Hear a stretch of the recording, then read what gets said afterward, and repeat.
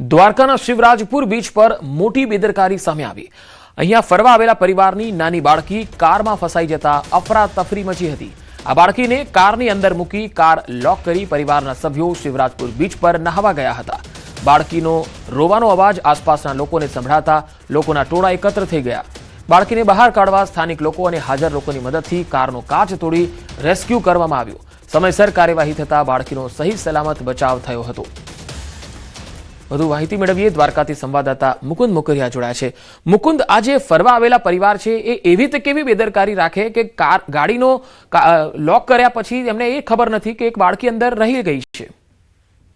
જી, વાત કરવામાં આવે તો દ્વારકાના શિવરાજપુર બીચ પર એક પ્રવાસીઓ છે તે ફરવા આવ્યા હતા અને શિવરાજપુર બીચ પર ફરવા આવ્યા બાદ તેઓ છે તે તેમની બાળકી છે તેને કારમાં છોડી અને જે શિવરાજપુર બીચમાં નાવાની મોજ માણવા જતા રહ્યા હતા ત્યારે બાળકી છે તેને અંદર જ છોડીને જતા રહ્યા હતા। પરિવારની આ બેદરકારી સામે આવી છે। ત્યારે વાત કરીએ તો આસપાસના લોકો છે તે જોઈ જતા તેમને બચાવ કર્યો હતો। બાળકીનો રોવાનો અવાજ આવતા જે આસપાસના લોકો એકઠા થયા હતા અને મોટી સંખ્યામાં લોકોનું ટોળું એકઠું થતા આસપાસના લોકોએ જે ગાડીનો કાચ છે તે કાચ તોડી અને બાળકીને સુરક્ષિત રીતે બહાર કાઢી હતી। પરંતુ વાત કરીએ તો આ જે માતા પિતાની જે આ બેદરકારી છે તે બેદરકારીના કારણે બાળકીનો જીવ પણ જોખમમાં મુકાયો હતો અને આસપાસના લોકોએ સમયસર બાળકીનો બચાવ કર્યો હતો। પંકજ જી મુકુંદ, આભાર માહિતી આપવા માટે।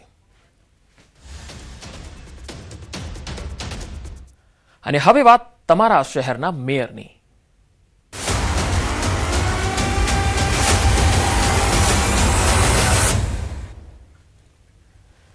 આજે 7 મહાનગરપાલિકાને મેયર અને ડેપ્યુટી મેયર મળવાના છે। મહાનગરપાલિકાઓમાં નવા હોદ્દેદારોના નામ જાહેર કરાશે, જેમાં સુરત, વડોદરા અને રાજકોટને મેયર મળશે તો વલસાડ, સુરેન્દ્રનગર, ભાવનગર અને આણંદને પણ મેયર મળવાના છે। સુરતમાં સૌરાષ્ટ્ર અને મૂળ સુરતીઓ વચ્ચે કટ્ટર સ્પર્ધા છે તો રાજકોટમાં પાટીદાર ચહેરા રેસમાં સૌથી આગળ છે।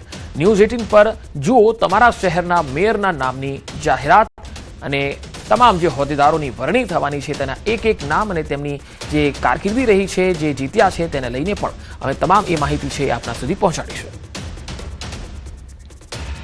તો આજે સુરતને નવા મેયર મળશે। સુરત મહાનગરપાલિકા સ્ટેન્ડિંગ કમિટી રૂમમાં ભાજપના કોર્પોરેટરો એકત્રિત થયા। ભાજપના ચૂંટાયેલા તમામ 115 જેટલા કોર્પોરેટરો એકત્રિત થયા। સુરત શહેર ભાજપ પ્રમુખ પરેશ પટેલ નામોની જાહેરાત કરશે। સુરત શહેર mayor, deputy mayor, standing chairman, શાસક પક્ષના નેતા અને દંડકના નામ જાહેર કરવામાં આવશે।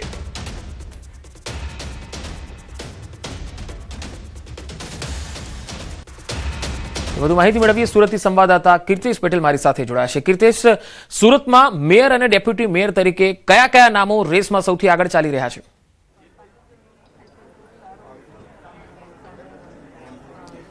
બિલકુલ પંકજ, જે પ્રકારે સુરતના મેયર, ડેપ્યુટી મેયર સહિતના નામ ગણતરીની મિનિટોમાં જાહેર થવાના છે ત્યારે કહી શકાય કે ગુજરાતનું રાજકારણનું એપિસેન્ટર સુરત રહ્યું હતું અને સુરતમાં જે પ્રમાણે ચૂંટણી હતી ત્યારે ચૂંટણીમાં નામો જાહેર કરવામાં પણ ઘણો સમય લાગ્યો હતો। ત્યારે હવે જે નામોની વાતો ચાલી રહી છે તેમાં સૌથી પહેલું નામ આવે છે પાટીદાર અગ્રણી અલ્પેશ કથિરિયાના પત્ની કાવ્યા કથિરિયા છે। અલગ અલગ મહિલાઓ છે એટલે કે સુરતમાં મેયર માટે સૌપ્રથમ મહિલાની પસંદગી છે અને તેમાં પણ પાટીદાર અને સુરતી વચ્ચેની ફાઇટ છે। એટલે કે નામ ઘણા બધા ચાલે છે પણ ગણતરીની મિનિટોમાં એવા નામ ખુલશે કે જે કલ્પના બી કરી શકાય તેમ નથી, કારણ કે ભાજપનું દર વખતે નવું કરવાનું એક વચન હોય છે, અલગ કરવાની એક પદ્ધતિ હોય છે, કાર્યશૈલી હોય છે।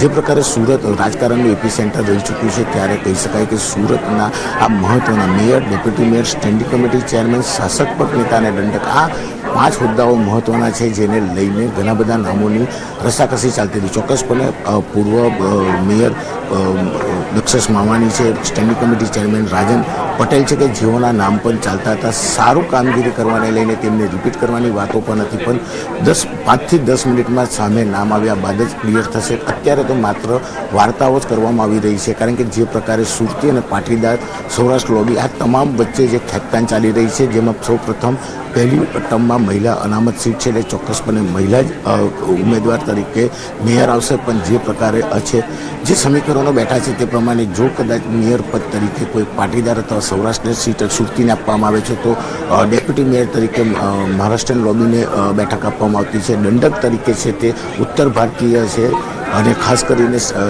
જે સ્થાયી સમિતિના ચેરમેન છે તે સુરતી અથવા તો કહી દે સૌરાષ્ટ્રવાસીને આપવામાં આવતી હોય છે. એટલે કે જાતિના સમીકરણો સૌથી મહત્વના અહીંયા બેસતા હોય છે. ત્યારે ચોક્કસપણે જોવાનું એ રહ્યું કે ગણતરીની મિનિટોમાં જ્યારે હવે નામ ખુલશે ત્યારે કોના નામની લોટરી લાગે છે. જી, ખાસ આપે કીર્તેશ વાત કરી કે મહિલા મેયર જે છે એ કોઈ બની શકે છે, કાં તો પાટીદાર જે છે એમને પ્રાયોરિટી મળી શકે છે. તો પાટીદારમાં કાવ્યા કથિરિયા સિવાય બીજા એવા કયા કયા નામો છે? આમ તો 15 મિનિટની વાર છે, પણ તો બી આપણે નામ જોઈએ તો કાવ્યા કથિરિયા સિવાય બીજા કયા નામો છે? હા, બિલકુલ. કાવ્યા કથિરિયા સાથે કહી શકાય કે પૂર્વ જે કોર્પોરેટર રહી ચૂક્યા છે તેમાં એક પ્રતિભા દેસાઈ છે, તેમનું નામ ચાલી રહ્યું છે. ખાસ કરીને સૌરાષ્ટ્ર લોબીમાં માયા માવાણીનું નામ ચાલી રહ્યું છે. એટલે કે ખાસ કરીને સૌથી મહત્ત્વની મેયરમાં 2 કેટેગરી મૂકવામાં આવી છે. સૌ પ્રથમ સુરતી જે મહિલા છે તેને આપવામાં આવે છે. ઉર્વશી પટેલનું નામ ચાલી રહ્યું છે. એટલે કે જો કદાચ આ બેઠક સૌરાષ્ટ્રવાસીને આપવામાં આવે છે તો ચોક્કસપણે સુરતી વ્યક્તિને સ્ટેન્ડિંગ કમિટીના ચેરમેન બનાવવામાં આવશે. અને જો સુરતી મહિલાની પસંદગી મેયર તરીકે થાય છે તો સૌરાષ્ટ્ર લોબીના વ્યક્તિને સ્ટેન્ડિંગ કમિટી એટલે કે જાતિના સમીકરણો પણ અહીંયા ખાસ ધ્યાન રાખવામાં આવી રહ્યા છે. જી કીર્તેશ, આભાર માહિતી આપવા માટે. હવે વાત રાજકોટની કરીએ. રાજકોટ મહાનગરપાલિકામાં 77 દિવસના વહીવટરાજનો અંત. હવે મનપાને આજે મળશે મેયર અને ડેપ્યુટી મેયર. સ્ટેન્ડિંગ કમિટીના ચેરમેન સહિતના હોદ્દેદારો આજે મળવાના છે. રાજકોટ શહેર ભાજપ પ્રમુખ ડોક્ટર માધવ દવે કરશે નામની જાહેરાત. મેયર પદ માટે નરેન્દ્રસિંહ ઉર્ફે ટીકુભા જાડેજા, અશ્વિન ભોરણિયા, કેતન પટેલ, નેહલ શુક્લા અને મનીષ ભટ્ટ. સ્ટેન્ડિંગ કમિટીના ચેરમેન પદ માટે આ નામો જે છે એ રેસમાં છે. દિલીપ લુણાગરિયા એ સ્ટેન્ડિંગ કમિટીના ચેરમેન પદ માટેના રેસમાં નામ તેમનું ચર્ચાઈ રહ્યું છે. તો ઘનશ્યામ હેરફા, નેહલ શુક્લ, પ્રદીપ ડવની પણ શક્યતા દેખાઈ રહી છે. ડેપ્યુટી મેયર પદ માટે દક્ષાબેન વસાણી, જાનકીબેન કાટોડિયાની પણ સંભાવના છે. ભારતીય જનતા પાર્ટીની સંકલન બેઠકમાં મેયર સહિતના હોદ્દેદારોના નામની જાહેરાત કરવામાં આવશે. થોડી જ વાર છે હવે, અને આ જાહેરાત થયા બાદ રાજકોટ મહાનગરપાલિકાનું સ્પેશિયલ બોર્ડ મળશે અને સ્પેશિયલ બોર્ડમાં મેયર સહિતના હોદ્દેદારોની વરણી કરવામાં આવશે. વધુ માહિતી મેળવીએ. રાજકોટથી સંવાદદાતા અંકિત પોપટ જોડાશે. અંકિત, હવે થોડી જ વારમાં રાજકોટના મેયર કોણ હશે એ નક્કી થઈ જશે, પરંતુ જે નામો જે છે એમાં સૌથી પ્રબળ દાવેદાર કોણ મનાય છે? ચોક્કસથી પંકજ, વાત કરવામાં આવે તો રાજકોટ મહાનગરપાલિકામાં આ વખતે રોટેશન મુજબ જનરલના જે કોઈ ચૂંટાયેલા પ્રતિનિધિઓ હોય તે મેયર બની શકે છે. અને આ ગણતરી મુજબ વાત કરવામાં આવે તો પાટીદાર, બ્રાહ્મણ તેમજ ક્ષત્રિય પુરુષ ઉમેદવારો છે તે મેયર બને તેવી પૂરેપૂરી શક્યતા છે. તેનું કારણ છે કે આગામી 2.5 વર્ષ બાદ SC/ST ના મહિલા ચૂંટાયેલા જે પ્રતિનિધિ હશે તે મેયર બની શકશે. એટલે આ વખતે પુરુષ અને પ્લસમાં જનરલ, અને તેમાં પણ વાત કરવામાં આવે તો પાટીદાર, બ્રાહ્મણ અને ક્ષત્રિય, આ 3માંથી કોઈ એક મેયર બને તેવી પૂરેપૂરી શક્યતા છે તે જોવામાં આવી રહી છે. અને તેના જ કારણે જો વાત કરવામાં આવે તો ક્ષત્રિય સમાજમાંથી આવતા નરેન્દ્રસિંહ જાડેજા, કડવા પાટીદારમાંથી આવતા